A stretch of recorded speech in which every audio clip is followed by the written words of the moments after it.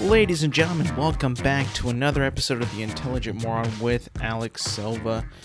Apologize in advance if I sound a little under the weather. I'm actually not sick at all, but I do feel like the allergies have kind of kicked in. It has been a little sunny lately, a little bit warmer, more time for the flowers and the pollen to just erupt. You know, and it's, I feel completely fine. But in the mornings I have like a lot of this mucus buildup. It's kind of disgusting. I don't want to go into too much detail, but I got some, like allergy symptoms that have been happening. And I feel like, I kind of get through it like throughout the day when I'm awake, and I get through it that way. And it's kind of at the tail end at the moment right now, but, just in case I sound a little congested or plugged up, it's probably because of the allergies. So, if anybody out there is wondering why he sounds a little different, kind of wanted to talk a little bit about a lot of stuff actually happening. Speaking of allergies, I'm just happy that I don't have any, super bad allergies. The ones that can really put you in some real danger. Like some people are allergic to like peanuts or walnuts or almonds or shellfish.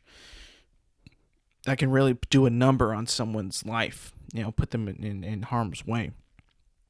People die because they get too close to a nut, or there's a nut in the room and they get all itchy and shit. Some people are allergic to dogs or cats, or they can't even be near them, or else they'll just go into an allergy attack. Not like the same kind if you're like allergic to a peanut, but you'll probably start to get watery eyes, itchy, teary-eyed, sneezing. Thank God I don't have any of that. For me it's just like straight up pollen, straight pollen, cut grass, flowers, blossoms, whatever. Dust too. I guess like that's like more of the basic allergies that people are allergic to, or basic things that people are allergic to. But I'm just happy that I'm not in any way, shape, or form allergic to things that I enjoy to eat, like peanuts and shellfish. One time I did have shrimps. One time, this is like maybe at least like 15 years ago, maybe even more than that. But one time my family made shrimps for dinner. Like not like fried shrimp like you get at Long John Silver's or like Red Lobster, but like a sautéed shrimp, grilled shrimp, And we had it, and I shit you not, man. When I went to bed that same night, I got all itchy. I got like a lot of like hives all over my body, my stomach, my back. I was like, what the hell is going on? I got my parents like, yo, what's going on? Like, I think I'm allergic to shellfish. And since then, I've never had that same thing happen to me in my life. That one time that I broke out into some kind of like hives or rash or whatever, clearly I think it was probably because of the shellfish, or maybe what was used in the shellfish, what was used in the shrimps, maybe I was allergic to and I had no idea. Never really found out what I was allergic to at that moment. I still don't know what it was that caused that. I'm not sure if like an allergy can be activated for one time and then never come back again. Maybe that's totally not true, but that's what's happened to me. Some people think that they keep coming, and for the most part, if you're allergic to something, whenever you're near that one thing, it will continue to come back. However, for my situation, that never came back. Thank God, knock on wood. Pray to the Lord that it never happens again, because I could never have that happen to me again. Why? Because I like shrimp. I don't want to have an allergy, dictate what I can and can't eat. That's just not fair. That's not fair. And it's sad when the people who do have that, they have to like kind of play about, like, obey it. If not, they'll get, they'll die. I just can't. I can't see myself succumbing to a food. I can't understand how a single peanut could potentially kill me. I just won't let that happen. It's just not going to happen. So anyways, back to what I was going to originally lead off with. The NCAA men's basketball tournament has completed on Monday. UConn are the winners of the March Madness in men's AA college basketball. Tip my hat. They won it in dominant fashion over San Diego State. Really, there was a couple times where they got it like within like 6, 8 points. Sometimes I think maybe the closest margin was like either 2 points, I think. But it wasn't. At the end of the day, they pulled away. UConn did at that point, and they just dominated. They kept them away. I'm pretty sure they won by 17 or 16 points pretty handedly. I think that we all kind of thought that, even though that it is March Madness and it is the tournament and anything can happen. I mean, just look at what happened between San Diego State and Florida Atlantic. That was kind of a mind-boggling victory for them. Nobody really expected San Diego State to make it that far. But also, no one did FAU or Miami at that, and even UConn, but they did. And, that just kind of goes with the nature of March Madness tournament. That's how it goes. You could be you can be a high-ranking team, but if you don't show up in the right moment, whatever that moment is, you might lose your opportunity. It might slip through your fingers, and you will never get another shot at that again. So congratulations to UConn. It's actually new knowledge to me that they have now 5 men's NCAA basketball championships. They have been there to the Final Four, the championship game, 6 times and won it 5 out of the 6. And, it's kind of crazy because you hear this argument now, this whole, not really argument, this whole talking point, now this new brought up conversation. Are UConn finally going to be a blue blood of college basketball? Now, you might not know what blue blood means. Blue blood is a term for basketball elite school, like a basketball school. Like, they are so good at basketball. That's like their primary sport at that college is basketball. That's what they're known for. Schools like Duke, North Carolina, Kentucky, Kansas, UCLA, Indiana, those schools are considered blue blood schools, meaning college basketball is their primary sport at that university. And I think if you have 5 championships, I think you're considered to be a blue blood. Now, I'm not also sure that if the term blue blood is because blue is a color of your university. I'm not so sure, but it kind of makes sense that UConn, UCLA, Kentucky, Duke, North Carolina, not Indiana, they all have like a blue in their color scheme, which I guess kind of makes sense. Now, of course, UCLA, I believe, have won 11 NCAA basketball titles, making them like the most by far of any of these other blue bloods, making them number 1. But UConn, now that they got 5, I believe Duke also has 5. I think Kentucky has 7. And North Carolina, I think, has a few. Blue blood. I think blue blood. Why not? They kind of belong there. They're like a school that is like in that region where blue bloods are like born. Except like UCLA, obviously in the West Coast, but like, Kentucky, Connecticut, Duke, North Carolina, kind of in that similar geographical area around their East Coast, East, not West. Indiana, Midwest, but not really Western.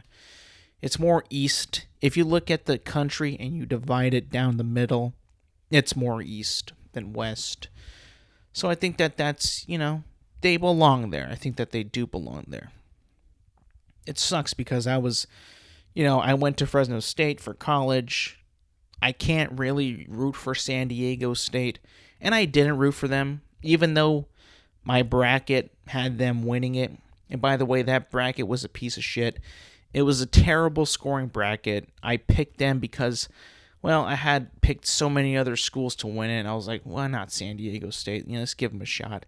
And I was surprised, I'll be honest. I can't believe that they made it that far, but still, I wasn't fully rooting for them to beat Connecticut, but I was like, this would be kind of cool if they did do it.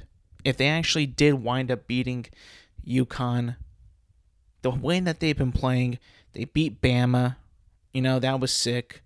They beat all these good teams.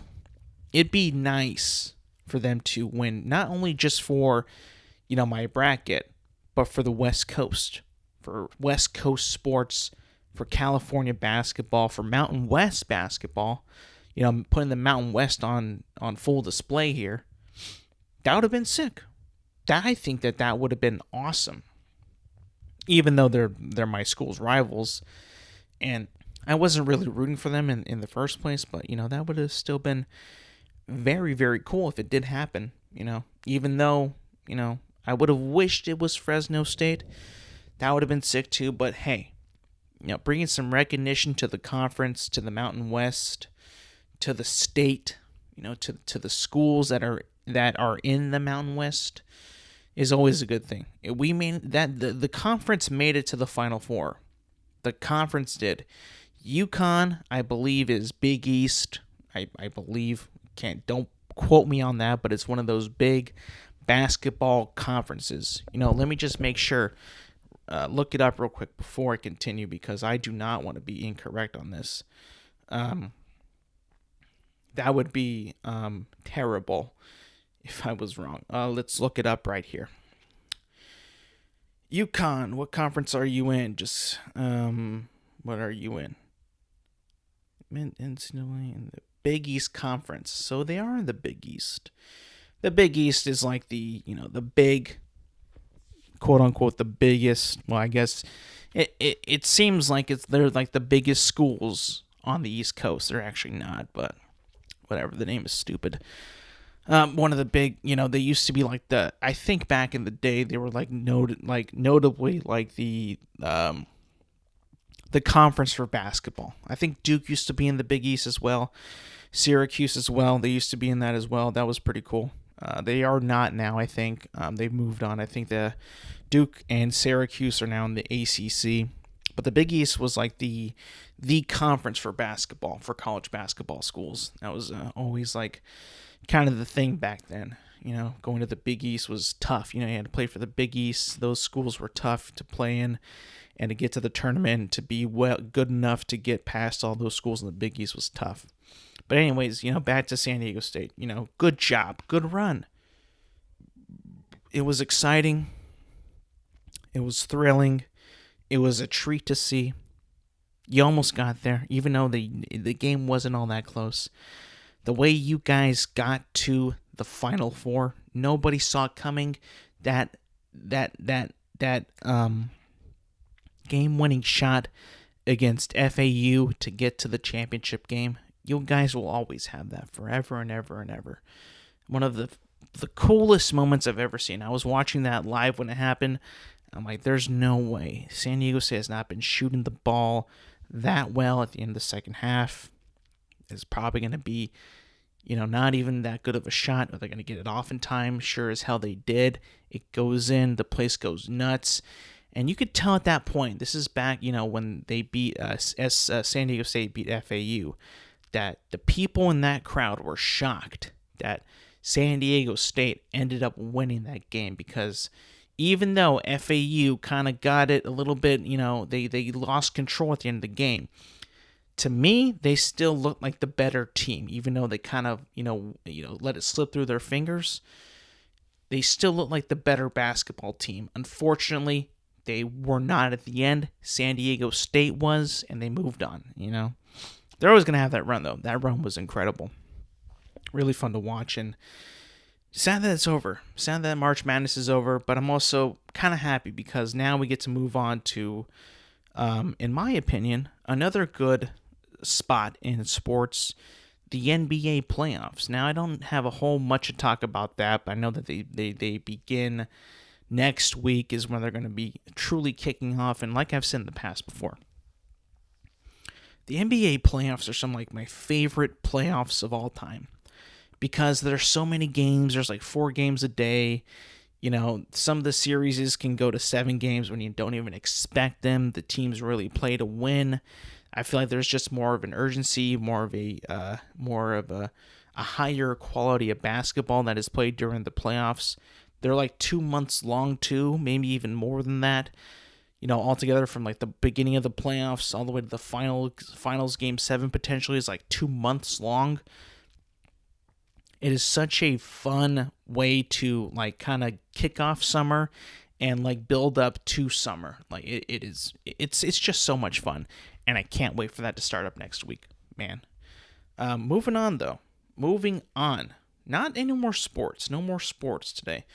We're going to talk a little bit about movies and TV. Mainly movies, but like also sprinkle a little bit of TV in, as well. Because there was a lot of news, actually. A lot of news that happened this week regarding film and TV. Some good, some bad.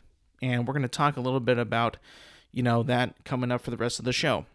First things first, though. First topic. Moana. Have you guys seen Moana? I have not seen Moana. Moana is not a movie that is marketed towards me. I have no intention to see Moana. I have no intention to see any of these Disney movies that, I guess are cartoon movies about a princess or like a young protagonist, like very uplifting about like some kind of princess or king or queen or whatever the fuck they're talking about. I have no interest in watching these films. However, that doesn't mean that the people who it was marketed to ate that shit up. Like, they ate that shit up. Like, for instance, this movie came out, the animated Moana came out in 2015, 16? One of those years it came out then. I think about 7 years ago is when the movie came out. And my sister actually was a gigantic fan of Moana. Now, she is not marketed for that age, but yet she is a Disney fanboy, a Disney shill, a Disney sympathizer. So, put 2 and 2 together, she's there to see Moana day one. I'm not sure if she saw it day one or waited for it to come on DVD or whatever, but she loved Moana. She absolutely loves Moana. It's kind of weird, but, I guess it is kind of like, it's also marketed to chicks. Chicks like that kind of shit. They like the princesses and the fairies and shit, and Moana happens to fall in that category. Disney films that are, I guess have empowering characters and princesses and shit like that. Again, this film is not marketed to one person, to anyone like me. So no, I have not seen Moana. But news came out this week from not one only the person who's in the film, The Rock, Dwayne The Rock Johnson, has confirmed and announced that they're going to be making a live-action version of Moana, which he will be back to play his character in the new movie. Now, again, like, the Moana is, I guess, good. I haven't seen it, but I hear a lot of people love it. I hear a lot of people who like Moana. They love it. But a movie, I think, that came out in 2016. I was right. 2016. Do you really deserve a live-action remake 7 years later, do you really deserve it? Like, I feel like Disney, being the unimaginative company that they are, recently, in these past 25 years, they've been pretty unimaginative. It's not an opinion, it's the truth. Look at their track record, look at their latest films, their latest TV shows, their latest everything. Unimaginative company at its finest, right? And they have the audacity to make a live action reimagining. That's what The Rock said. This is going to be a reimagination of Moana. 7 years? Well, that's not going to come out for another couple years, possibly 3. But nonetheless, it's been announced by The Rock himself. And I think when The Rock announces it, when he makes this sappy video with his daughters, I believe, that are saying, "We want Moana. We love Moana." Of course, he's going to put them in there because that only boosts his ego. Like how much they love Moana. They're paid to say that, or their dad is telling them, "Hey, you better say that you love Moana. And if you don't, I'm going to make you do this take over and over again until you say you love Moana." Now, I'm pretty sure that's not what happened. But if they weren't going to comply, The Rock might have been like, "Hey, you better say it or you're not going to have a place to live." Probably not what he said, but, he got the message across. People love Moana. His daughter said so. He made his daughter said so, potentially. But, nonetheless, he wanted to make it seem like everyone loves Moana. And to the most part, I think the most people who have seen the film, who wanted to see the film, love the film. I mean, I have the IMDb page up right here, right now. It seems like a pretty solid film. It's got a 7.6 out of 10 audience score. It's got an 81 Metascore by Metacritic. So it seems like a pretty decent film. At least decent. There are a lot of decent films out there that have come out in like the recent decade. When I mean decade, I mean like 10 years ago from now. I'm counting that as a decade. Right? I think that's kind of fair for me to say. Now, you could also say like within the 2010s, the 2020s, 2000, before that, the 2000s, 2001 to 9. There have been some pretty decent films that have come out in those time periods that have been animated, that have been cartoon, some different form of medium that have come out and have had success.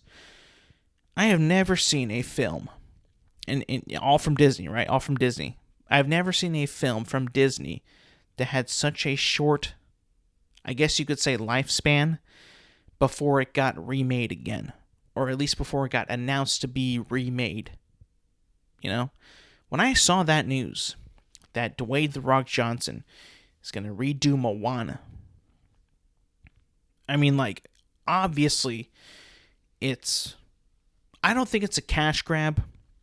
I think that Dwayne "The Rock" Johnson wants an excuse to be buff and to make his Maui character kind of like a Hercules type character, that he did not really fully max out the potential in his own Hercules film. From what I can understand, that Maui is a Polynesian demigod. So he technically is almost like a Hawaiian version of Hercules, but Maui. So if they do decide, well, they already are, if they decide to kind of, alter the story a bit and make him like a, jacked up Hercules type hero character in this one, that might be, a cool spin on it. But knowing how many people love the story of Moana, why would they change it so drastically so soon? I remember when he was promoting Moana back in the day, Now he's promoting Moana remake. It's crazy to think how, such a turnaround that this remake culture is in now. Not only 7 years ago, but 7 short years of people, of Moana, and now we're already going to make another one or remake it. I can't believe it. Now, sure, am I over exaggerating? Yes, I am. I'm over exaggerating because it seems pointless. It seems silly. Moana is still so beloved. They still have Moana on shelves at stores. Moana is still talked about. Moana is still watched. Moana is not dead. It's not like it needs a reboot. But in the terms of, the business, I guess, the film business and why people make movies is to make money, right? Is to make money and to make more than just a profit back, more to break even, to make more than what they expected. To really make a smash hit that has people coming in over and over again to watch it, And I've realized that no matter how much marketing you do for your film, no matter the commercials, the sponsorships, the combos, I remember when The Rise of Skywalker was coming out.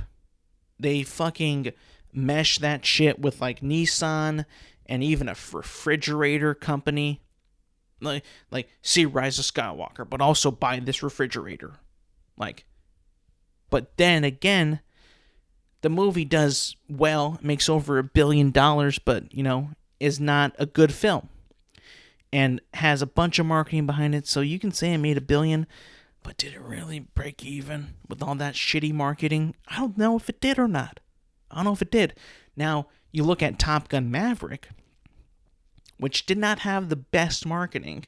Had some pretty decent fucking trailers and cool TV spots, but not a whole lot of combination of companies along with Top Gun Maverick, right? Top Gun Maverick made all of its money from the majority of word of mouth, which at the end of the day is the king of advertising. If you can get people to go and see your film and have those people talk to their friends and family and people that they know about that film, they will go and see it have more of an incentive to see it than from the company's trailer or commercial, or because you see characters on potato chips. It's just a better way to market. If you make something good, if it's really good, if it's hot, if it's spicy, if people are loving it, you will make a lot of money. If not, you have to rely on that shitty marketing that you probably paid a shit ton of money for, and you might not get that money back. I remember it wasn't just The Rise of Skywalker that had some heavy marketing. It was kind of recently. I'm trying to remember what film had so much marketing, but I think just dropped the ball. Anyway, I can't remember. Maybe it'll come back to me. But again, my point is and going back to Moana, they're gonna need to make make a really damn near perfect either remake or just a better film for it to even be successful, because you already have people who watched the first one back in 2016 and now you're going to come out with a new one. This is just insane. People need time to breathe when they see stuff like this. It just can't come with the cartoon version and then not even maybe 10 years later a real life live action reimagination. It's just a little too quick, I think. It happens far too often with Disney. And now they're just fuck it. We're going to make it in 20 years. Might as well do it now when Dwayne "The Rock" Johnson is still in shape. Let's do it right now. That's exactly probably what happened too. They're probably thinking well, we can remake this within 20 years when it's a little bit more, acceptable. People might want to see it more. But Dwayne really wants to play Maui again, and he wants to be strong at it too. So I guess we gotta remake it as fast as we can so Dwayne can work out and get strong and be buff, and we'll make it all about him, and he will be the main star, the main character. I bet you this. If the movie is a huge success, this might be his biggest role of his career. He was Hobbs. He was the dad from the game plan. He was the guy and the other guys. He was Hercules. He was San Andreas. He was what's that movie with the fighting animals? Rampage. He was Skyscraper. He was all that. But I think that his most defining role, his most important role to himself, truly, I think, now that I'm thinking about it, this is exactly why he said, let's just remake it now, is because he wants to be known for playing Maui, not only because of his heritage, which I understand is very important to him. Why would you not want to do that? And it means so much to him to play Maui, and it would probably be a really cool role for him to be. What if they made it like super like mythological? Like they went in more with like the Polynesian mythology and the demigods and all that. That could be, again, now I'm talking myself into this, it could be actually pretty cool. It could be pretty cool if they actually tend to, maybe not make it as kiddie, maybe make it a little bit more adult. But then again, I kind of have to be careful. What if, like, you kind of lose some of your audience because, they just want to see Moana, Maui, and the music. But maybe you get a little too dark and a little too violent. You kind of lose some of that. I don't know. That's also the part. Like, I would never want to be in the process of making these remakes, because how the hell do you take something that you made 7 years ago and now go into remaking it for audiences today, which probably aren't all that different from 7 years ago. But then again, 7 years, it's a long time. Things do change. And to make it relevant, cool, different, inspiring, maybe they don't do any of that. But I mean, sure, they've done little to none of that with their other remakes. So I don't know. Who knows? Maybe Dwayne "The Rock" Johnson will spur a little bit more of creativity and maybe spur like some more passion behind it.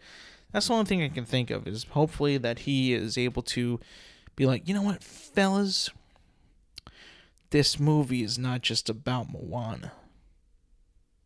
It's about me playing Maui again. I need to play Maui. I wouldn't be surprised if Dwayne "The Rock" Johnson renamed the movie to Maui. I'll be honest. Maui. And down below, the story of Moana. But it's called Maui. I could see that. He's the one who's promoting it. You would think would be the chick who plays Moana, because the movie's about Moana. But Dwayne "The Rock" Johnson's like, nah, it's going to be me promoting it because I'm going to be the main character. And again, I haven't seen Moana, so I don't know if Maui's actually the main character in the film or not. He might be. I don't know. Moving on, though. So more news. This time TV. More remakes, of course, right? This comes from the realm of Warner Brothers. Warner Brothers and HBO. And HBO Max. Harry Potter, ladies and gentlemen, is getting close and close and close to a deal to remake Harry Potter, but not into films, into a TV series. Don't know a whole lot of details about this yet, but I do know this, that they are planning and that they're looking at making 7 seasons of Harry Potter to break down each book. There are 7 books in the Harry Potter series. Therefore, there will be 7 seasons of this Harry Potter TV show. Now, I do know that there was another book called The Cursed Child. I have no idea if that's a spin-off, or if it's even about Hogwarts, or Voldemort, or if Harry Potter and Hermione and Ron are in it. I know that there is another book.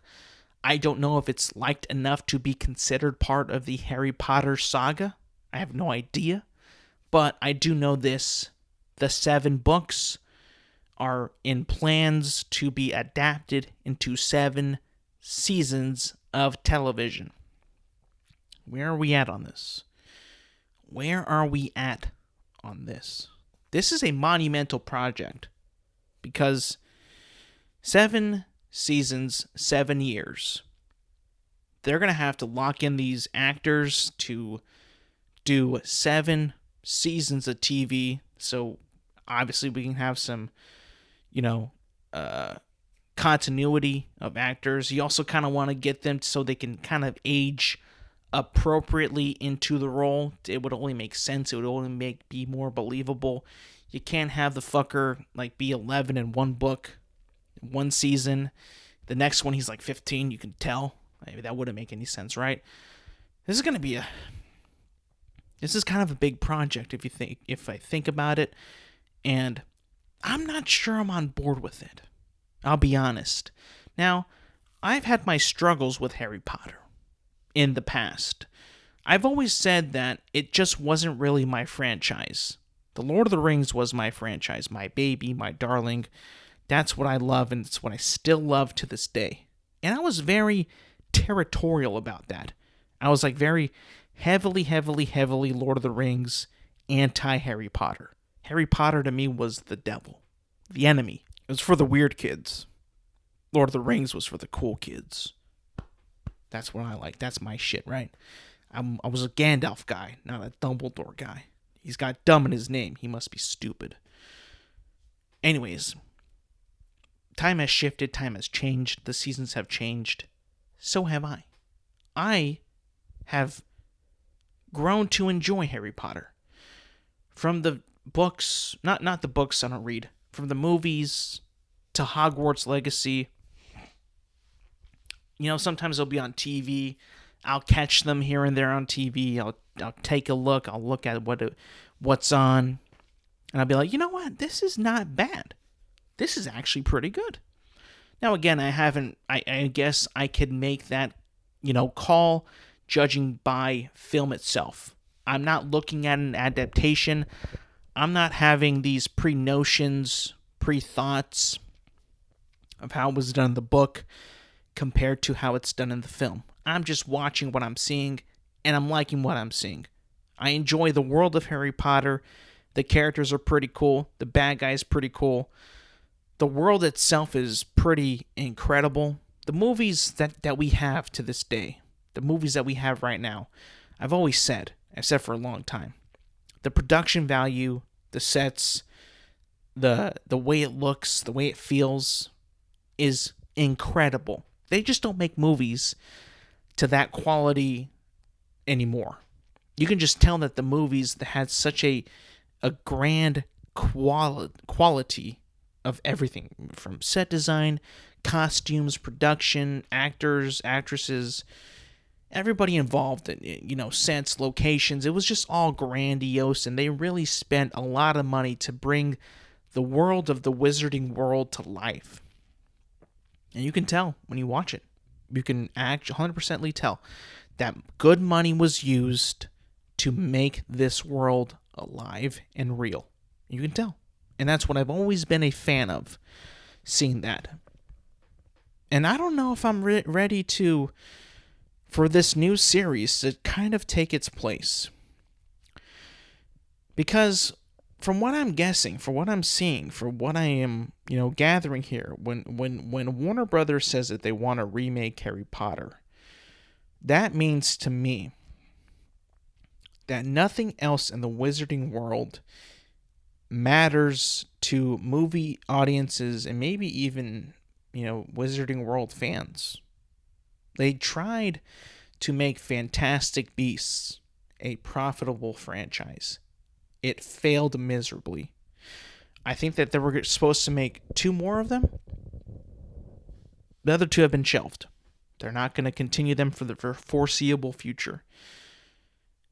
I was shocked to hear that news, but also not shocked.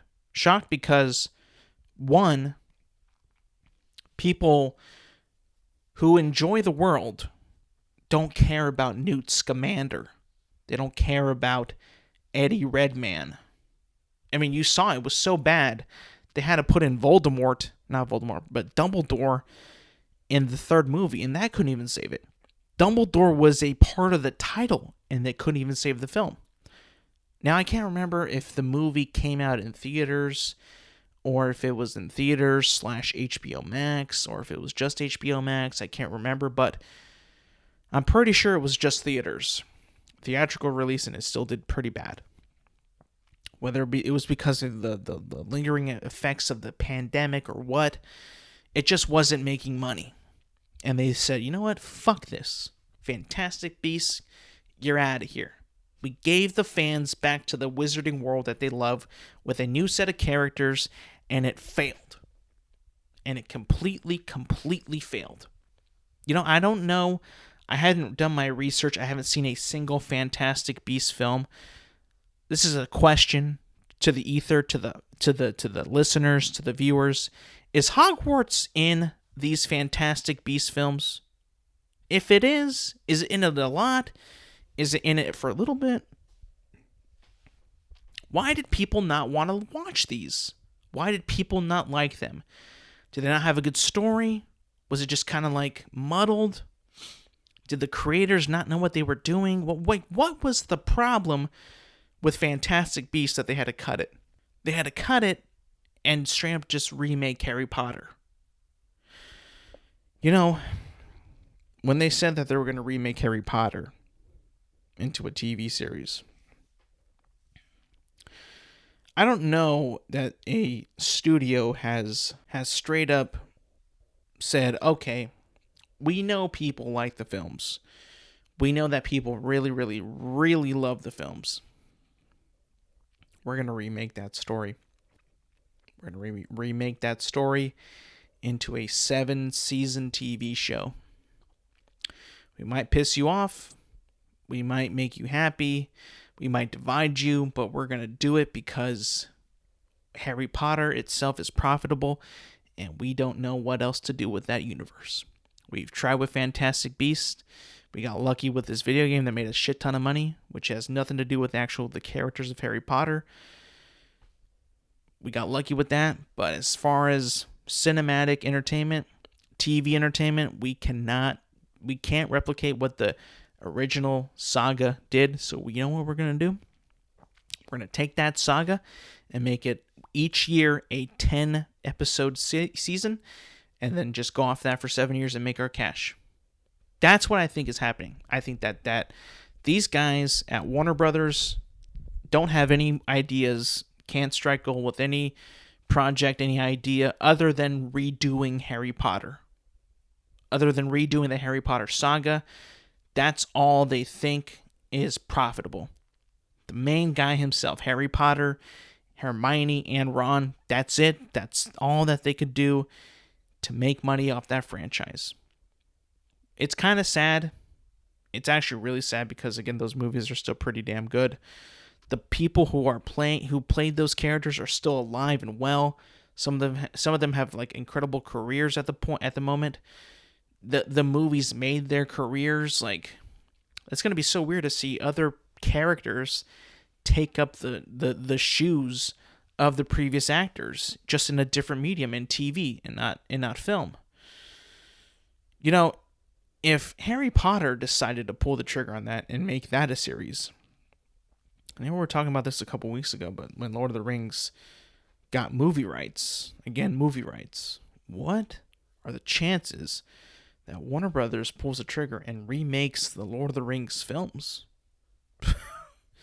You might not, you always thought that would be impossible, but hey, after this news, after making, headlines of saying that, you know what, the Harry Potter films are amazing, but, it'd be pretty cool as a Harry Potter TV show, same characters, but we'll make it 10 episodes long. Every movie will be, not 2.5 hours, but 10 episodes, 10 hours long of Harry Potter.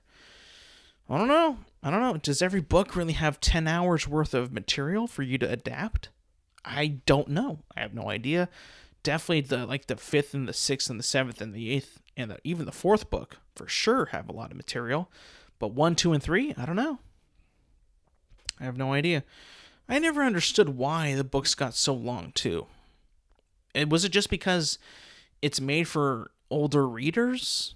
I never understood why they got so much longer. I mean, you went from like 300 to like 350 for the first 2 books, 430 for like the third book, and like the fucking fourth book was like nearly 800 fucking pages. Like what? Okay, whatever. 5 was even more. 6 and 7 were fucking massive as well. It's like what's this for? Why? Anyway, that's just my gripe about the books. But like, hey, what do I know? I know nothing about the books. I just know about the films and potentially TV series.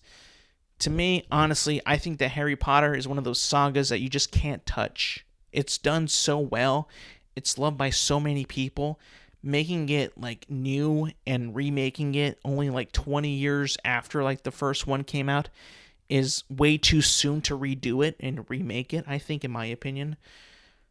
It's just weird because those movies are still so good and loved by so many other people that you might make a pretty good show, but you're going to be compared to the direct movies that came before you every single time that it comes up. Every single time. So why even go through that trouble to have that divisiveness within the fans? I don't understand. You're already going to have people comparing every single thing. Every single thing. I know it's about money. I know you think that Harry Potter, the franchise of the Wizarding World is only profitable under Harry Potter's name. I understand that. You've tried that with Fantastic Beasts and you failed. But still, think about the art first. Think about the impact of the culture that still is discovering these films for the first time. And now you want to make new shit? A new show that might not even be good, that might be shit. I would honestly pump the brakes on that. I know you've already kind of made announcements and people have already gotten scoops on that and it's kind of already out there. People are talking about it.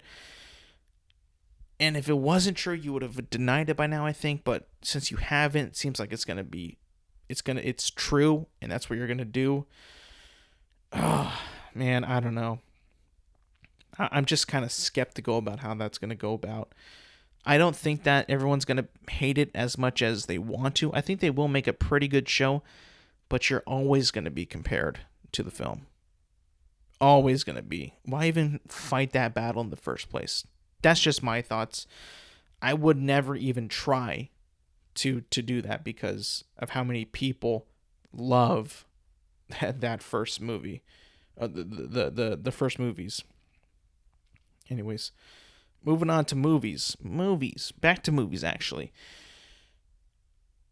This week, it's actually already open at this point of this recording, but the Super Mario Brothers movie has already opened in theaters. Early for a movie, I think.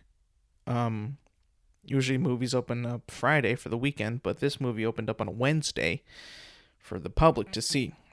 And I was always excited for this movie. I'm a Mario fan. I've been a Mario fan ever since I played the first game I played, I think, was Mario 64, back when I was a young kid on the Nintendo 64. One of the best games I've ever played. Best games, most impactful game of my life, I think. And sure enough, a movie that comes along, a Mario movie with, likes of Chris Pratt in it. I'm going to check it out, Check it out. Check my boy out playing Mario, voicing Mario. I'm going to check that out. And it got announced like maybe 2 years ago, I think. The first like cast list was dropped, this all-star cast of who's going to be in the movie. And then trailers came out, and obviously you saw that it wasn't just Mario and Luigi. It was Peach. It was Donkey Kong, Bowser, which Donkey Kong is like in a different universe than Mario, so that's kind of different. That was a little weird for me. I was like, Mario is like, Donkey Kong is like not really in Mario's universe except for like his arcade game, which is like, I guess like one of the first ones or the first game of Mario, but whatever, I guess. So I'm excited for it. I'm excited to see it. I think I'm going to see it this weekend or sometime. I hope to have a review by next week, but I'll be honest with you, I'm getting a little nervous because I'm seeing these reviews come out of the movie, and they're like not that great. They're not that great. Right now I'm looking at IMDb, and again, the movie like just came out, so these are still pretty early reviews, and well, it's out. You can go watch it right now. So it's not like super early reviews anyway. Right now, the movie has a 7.4 out of 10 for audience score and a 49% for Metacritic. 49%. And I just kind of wanted to, look at these reviews and kind of break it down of what, what is, what they're landing on. Like, what are these reviews telling us right here? So if you go to Metacritic, Metascore, 49 out of 49 reviews, 14 of them are positive, 13 are mixed, and 8 are negative. So that's a pretty divisive film, I think. It's not even at 50% yet. So pretty damn divisive. Now, if I could go to one of these positive reviews, this one is from a publication called We Got This Covered, and this is just a little, like the little headline or the little first sentence of like the review. This is by Ariel Sidario. That's probably not how you pronounce it, but gotta give you credit. It's called by We Got This Covered, Ariel Sidario. Nintendo knows what's great about the Super Mario Bros. Games and perfectly brings them to life on the big screen. So immediately with that, I think that it's kind of playing into fan service. Nintendo knows what's great about the Super Mario Bros. Games and perfectly brings them to life on the big screen. So with that short little review, like short snippet of the review, I feel like the movie's already going to be a lot of fan service and a lot of recognizable stuff that we all like to see in Mario games. This person gave the film a 90 out of 100. Now we're moving on to AV Club. This is another positive review by Matthew Huff. Ultimately, Nintendo fans are sure to find the second Mario film, unlike the first, well worth a trip to the cinema. And with a runtime of only 92 minutes, it doesn't overstay its welcome. That's not a good sign. Continuing, but to swipe a metaphor from the original NES Super Mario Bros. Game, while the film may complete the level, it doesn't quite nail the leap to the top of the flagpole. Well, this guy's played Mario before. So it sounds like he's saying that the film doesn't really stick the landing. It doesn't really sound like it's a good film at this point that I'm reading this. Let's go to the more middle ground of the reviews. This is by The Atlantic by David Sims. The intellectual property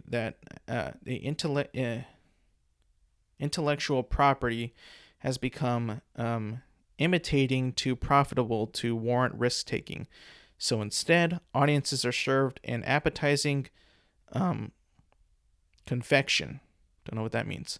But kids do love candy, and I'm sure that around the world they'll have just one command for their ticket-buying parents. Let's go. Sounds like the movie's just going to be all fluff. Fluff and fun. Sounds like I haven't heard one thing about the story lately so far. Let's go to the next one. Another divisive review at 40% by Screen Crush. This is Matt Singer. For a couple minutes, it starts to feel like the film is building on top of the Super Mario mythology rather than simply regurgitating it. The rest reminded me of the attract mode that would automatically start to play on old arcade games if no one pressed start. A bunch of computerized images going through the motions over and over. Interesting. Now I wanted to go to one more review. I'll hit one more review, and this is a negative one. This person gave it a 20 out of 100. 20 out of 100.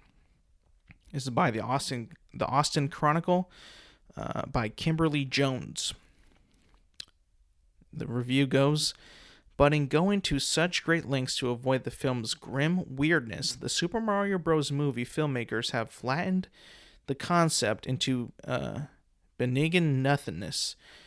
They they've course corrected it into the side of a mountain. There's no heartbeat here. Sounds like she really did not like this film. So I'm getting a lot of mixed stuff here. Sounds like the movie doesn't really have much of a story. Sounds like it's a lot of fan servicey. Sounds like it's a lot of, a lot of fluff, a lot of visuals, a lot of fun, but not much of a story here. I didn't hear one thing about Chris Pratt's voice in those snippets of reviews. Didn't really hear anybody praise actors in those reviews either, but so what I can gather is not much of a story, but it sounds like it's a lot of fluff and fun. Sounds like a kid's movie, Obviously, as adults, you'd like a little bit of more story involved because, parents are going to be taking their kids to go see this film. And also people who grew up with Mario are probably going to go see this film as well. So, I guess, you can't win them all. You can't get a fun animated movie that has story and is funny and it appeals to everybody that watches it. I guess that doesn't really, happen all the time. It's unfortunate.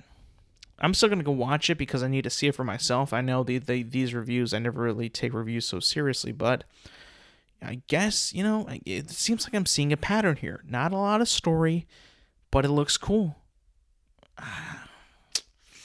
It's a shame. I hope that that's not the case when I go see it. I hope it's a better experience when I go see the film. But gotta say, I'm a little disappointed in what I'm hearing from this film. Really was hoping that this would be one of the better animated movies I've seen in a while. I'll be honest, but I guess you can't win them all. To end on a happier note for me at least. We're back on TV. And I guess some news came out, or some very interesting information came out about the Lord of the Rings, the Rings of Power. This is an article that was sent to me by a friend. It was by the publication of Kotaku. Now, I didn't read a whole too much into it, but it does seem like it is legit because I've been seeing it everywhere. A lot of people have been picking up this story and been talking about this, but I did not read this specific article to just to clarify. But I have been seeing it quite a bit everywhere else. The headline says, report, only 37% of the viewers finished Amazon's Lord of the Rings of Power TV show, the most expensive in history. Only 37% of the people who watched the show actually completed the show. Wow, that's crazy. We never really hear those numbers ever. We always hear the numbers of viewers by clicks, because these are all just measured by clicks, who clicked on the episode. You ever hear somebody who promotes a TV show or promotes something that they tell you just to click on it on Netflix and don't even watch it, just leave it clicked? That's what they really want, is that I guess that data or that statistic of who's watching what. But yeah, apparently 37% of the people who watch Rings of Power finished it. That's crazy to me. Because let me tell you this, man. I was not the biggest fan of Rings of Power. Not the biggest fan at all. I thought that the show, in the middle part of the show, I would say maybe episodes 4, 5, 6 were some of the most boring TV I've ever seen in my life. Boring TV. Nothing happens for a good 3 episodes. And if I were to bet money on where they departed, it probably might be those episodes. Because literally nothing happens in those episodes. Those are some of the most boring episodes of TV that I've ever seen, and so disrespectfully boring to be Lord of the Rings episodes that were that boring, uneventful, and just wasting time. Wasteful with some stupid ass characters. I didn't give a fuck. I didn't give a shit about Boy and his mom, or the elf and Boy and his mom. I don't know. I just feel with all that budget, man, and they couldn't write a better show. Are you serious? I mean, I don't mean to harp in on shit that I've already talked about. How Rings of Power is garbage. It's just a not a well-written show that has no real stakes, mid characters, mid plot, shifts stuff around with the canon and the lore to make it itself its own thing. I understand that they couldn't get the rights to everything, and I understand that they had to cherry pick ideas and kind of make new shit on their own to make it fit for their show. But even when you do that, the characters that you have in the show, you can make them still good, but they didn't do that. They were boring and dull and uninspiring and just... It made no sense. They focused on characters that we didn't care about, and the ones that we did care about, they kind of just forgot about them for some episodes.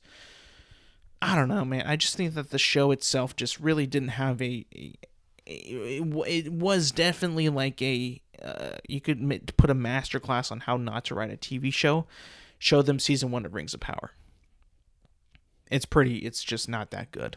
It's not very good. It looks amazing. It looks incredible. But besides that, it's like, I need more than just fun, flashy stuff for 8 hours of TV. You know, they said it was going to be 10 episodes. It actually ended up being 8, which is like, what happened with the other 2 episodes?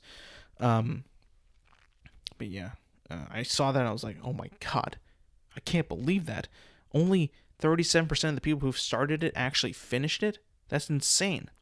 Again, that's all by data. So like, you know, it's probably not the super, like the most accurate thing that we could use to, you know, see viewership. But like, if they're going to be putting that out there, it's got to be kind of accurate to collect that kind of data. But yeah, I mean, the show isn't that good. It wasn't that good to begin with. It wasn't that good to finish off. It started weak, ended weak, in my opinion, and it wasn't very good.